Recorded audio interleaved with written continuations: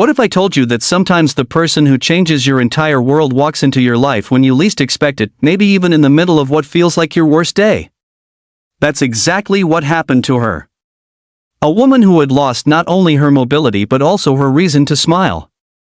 She thought love, laughter, and second chances weren't meant for her anymore, until a stranger walked into her life, a man who wasn't supposed to be there, but became everything she never imagined she could have. She was the youngest female CEO in the city, powerful, sharp, and admired by everyone in the business world.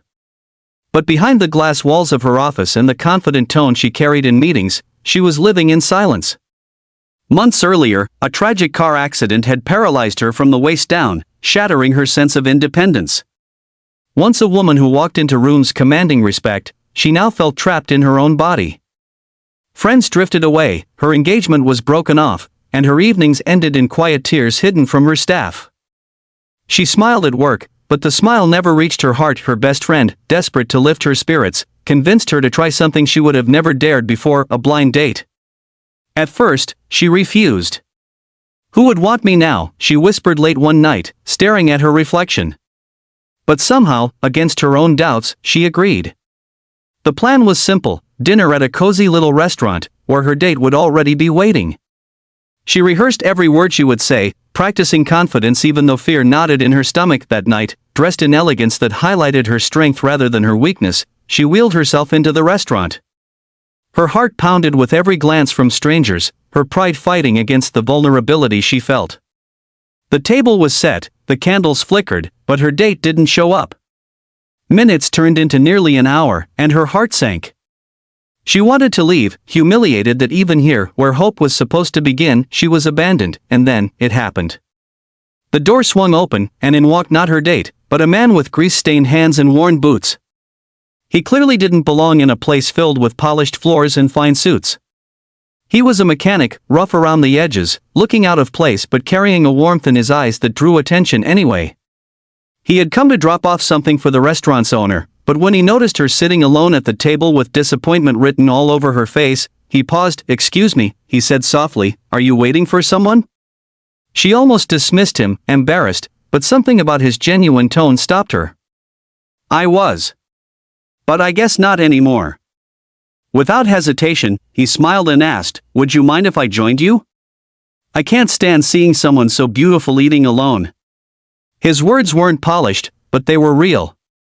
For the first time in months, she laughed, a sound that surprised even herself. They talked for hours. He wasn't intimidated by her title, her chair, or the walls she had built around herself. He asked about her favorite books, her childhood dreams, her fears, and he listened. Really listened. And when she confessed how broken she felt, he didn't try to fix her with empty promises.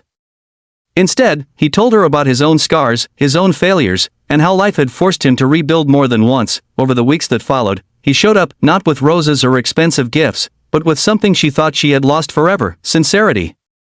He took her on late-night drives just to see the city lights, made her laugh at his terrible jokes, and treated her not as a woman defined by her wheelchair but as a woman with fire still inside her.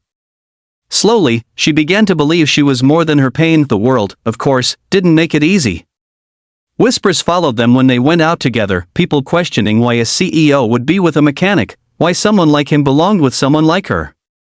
Her board members even warned her that being seen like this could damage her image. But for once, she didn't care.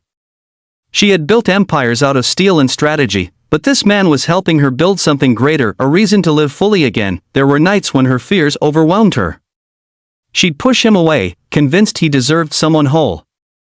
Each time, he gently reminded her, "You're not broken. You're human. And I'm not here because I pity you. I'm here because I see you." Those words became her anchor. Months passed, and their connection deepened. She learned to smile again, not the polite smile she wore for the cameras, but the kind that reached her soul. She discovered that love doesn't always arrive in the package we expect. It often shows up messy, unexpected, and breathtakingly real. The woman who once thought her life ended in that accident began a new chapter with the man who walked in by mistake. What started as a blind date disaster became the story that gave her hope, laughter, and courage again. And the truth she carried forward was simple yet powerful. Sometimes the wrong door opening brings the right person in, and maybe, just maybe, that's the reminder we all need, that love, healing, and second chances don't wait for perfect timing. They walk in when our hearts are least prepared, but most in need.